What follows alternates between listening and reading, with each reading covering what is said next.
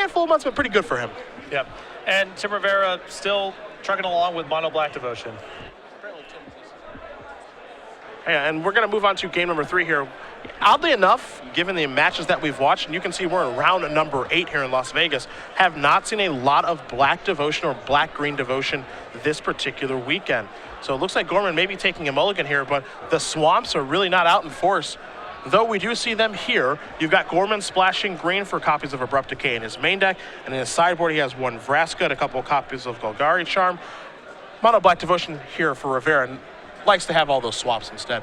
Yeah, and I think that's a correct choice. I would want, especially in the, coming off the heels of Tom Ross's win and expecting so much of that deck prevalent here, I would not be wanting to mess around with Overgrown Tombs and Temple of Maladies. I would just want swamps. Last weekend when Festus Rosendez did win the Standard Open, he beat David Bauer playing Black-Green Devotion in the quarterfinals, a very skilled player. In the semifinals, he beat arguably the best Magic player in the world right now in Owen Turtenwald, playing Mono Black Devotion. And in the finals, he beat the Washington State champion and multiple-time Pro Tour player, Josh Ravitz, in the finals playing Black-Green Devotion. The common bond outside of those 3 players being great Magic players and playing a very similar deck, none of them had Farika's Cures, Drowning Sorrows, no hate. We take a look at the sideboards here. Gorman, for example, 3 copies of Farika's Cure. He's got some lower to the ground removal, 2 Doom Blades. These players have no interest in losing to the red decks this weekend. Rivera with 2 Ratchet Bombs in the sideboard. People are coming prepared now.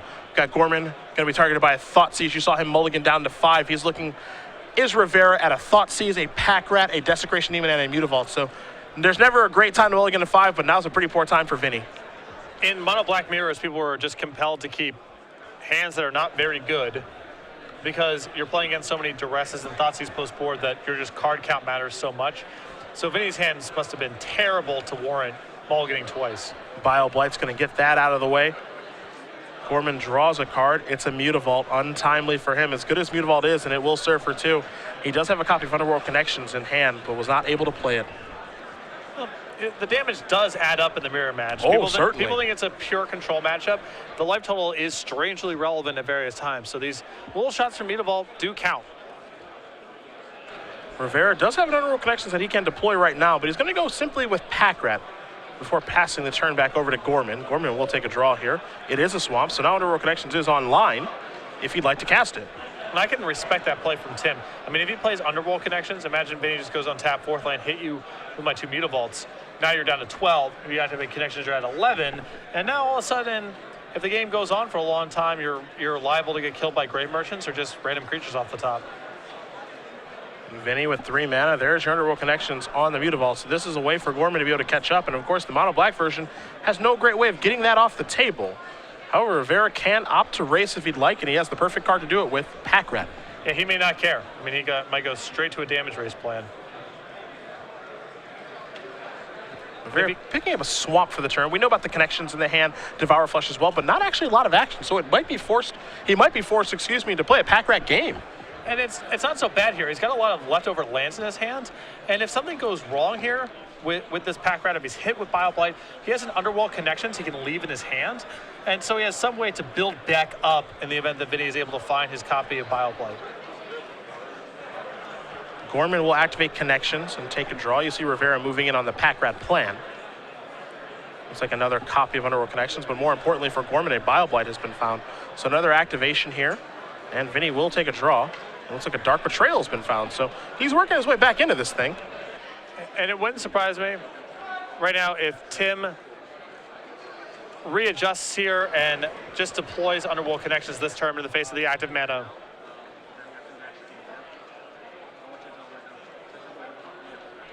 So Tim here, we'll see what he does here. I'm curious to see if he's willing to commit any more to this Pack Rat, or if he wants to readjust and go to Underworld Connections.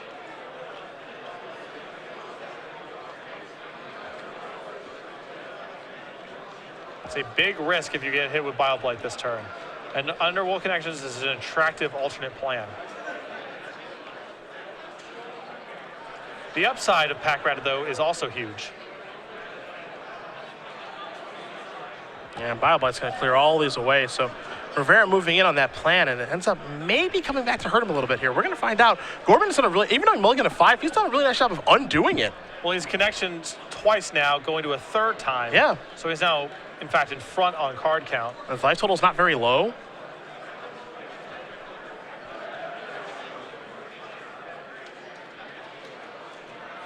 That was the one turn. You know, if that works out for Tim, he almost certainly wins the game. It's a big risk. He took it, and he caught the bad end of it.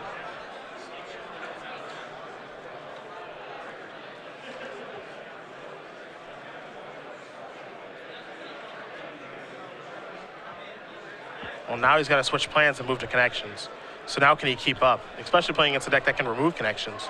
Yeah, this is the stage of the game where Vinnie is better equipped to fight, both because he has better tools in his main deck and because he's already out in front of the race.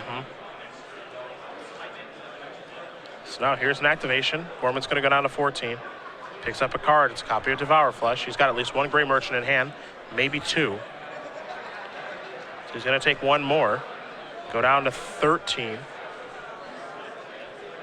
there's an Overgrown Tomb that's going to come into play tapped and pass the turn back. And that was the lane he was really looking for there. And now that opens up his whole hand. And Rivera does have an interesting card in his hand that certainly does matter at this point. Tim's going to start by activating Underworld Connections. Picks up a copy of Pack Rat. Now he's going to lead off with the rest. And that card I mentioned is Erebos. I think that's a huge deal now that Gorman won't be able to gain life, assuming that Rivera puts that in play. You see the hand there of 3 copies of Gray Merchant Asphodel, a Dark Betrayal, a Devour Flesh, and a Desecration Demon. Well, right now, Tim is at risk of Vinnie simply going Gray Merchant for 6, Gray Merchant for E. Yep. Kill you that way. Yeah. Gray Merchant's so powerful. It's one of the best cards in the mirror match. I think people incorrectly leave it in their deck too often in matches where it isn't very good. But in the mirror match, to me, after the card drawers, it's the best thing going on. Dark Betrayal going to bite the dust here. Rivera, he knows he's got to get Erebos God of the Dead on the table. Can't let Gorman gain life. Now have to see if he can figure out a way past him losing a bunch of life from these Gray Merchants. Assuming, of course, that Gorman just wants to cast them. Salgogary Guildgate is the draw here for Gorman. It's tough to give up 2 draws from these connections here. Vinnie is going to do it, but it's not like that's the easiest play. So in comes the Gray Merchant. A big drain, but no gain there for Gorman. And Tim finding a Gray Merchant of his own, a huge draw here. That'll also turn on Erebos to get in the red zone. Yeah. And Tim is going to cast that, so he actually gets to gain life. He gains 5, he goes up to 13. Gorman loses 5, and now in comes Erebos in the red zone. And we've got ourselves a racing situation here, and Gorman may have to block. Yeah, he can't gain life. I mean, Erebos is in play, it's not going anywhere for the rest of the game. So he may have to choose this spot to chump block. And as great as things have gone for Vinnie in this particular game, Erebos is kind of doing a lot of the work. Now Gray Merchant's got to get in the way, and his plan of just play Gray Merchant, hopefully kill you, well, that one's out the window. Yeah, that was one big draw from Tim, and the game's completely swung around. And so many lines are cut off. Gray Merchant, as you mentioned, but he can no longer Devour Flesh himself to try to stave off lethal. He's got to, and he's just got a pure damage race at this point. Not the easiest thing to do. These games can be swinging, but it feels like one of the most important cards in the mirror match is the God of the Dead. Yeah, I've seen spots where it's not that impressive, but games like this where both players have a connections going and there's a board built up, it is the best thing going on. There's a Gray Merchant going to come in and drain for 6 yet again. Rivera's going to go down to 7. But keep in mind, Gorman's not going to gain any life. Gorman has a Devour Flesh in hand. Might be the appropriate time to fire this off. Letting Tim gain 4 life, though, right now is really rough. I mean, it's not great, but I think he's got to put that out there right now because, you know, if Rivera was to draw and play a Mutavault, that messes everything up. Yeah. Rivera going to activate connections. Going to go down to 10. Pick up a mystery card. Time to take a draw yet again, and there is a Mutavault. So things would have gotten really bad there for Gorman if he didn't fire off that Devour Flesh now, but it was kind of a damned if you do, damned if you don't situation. There is a Mutavault. This will be a Pack Rat. Rivera can activate this Pack Rat right away. That'll turn on Erebos. Of course, these rat tokens do provide devotion. Here's a Devour Flesh. Get that thing out of the way. Gorman's not going to gain any life. Now Erebos is going to come in for 5. Gorman's already down to 3. And Tim has completely turned it around.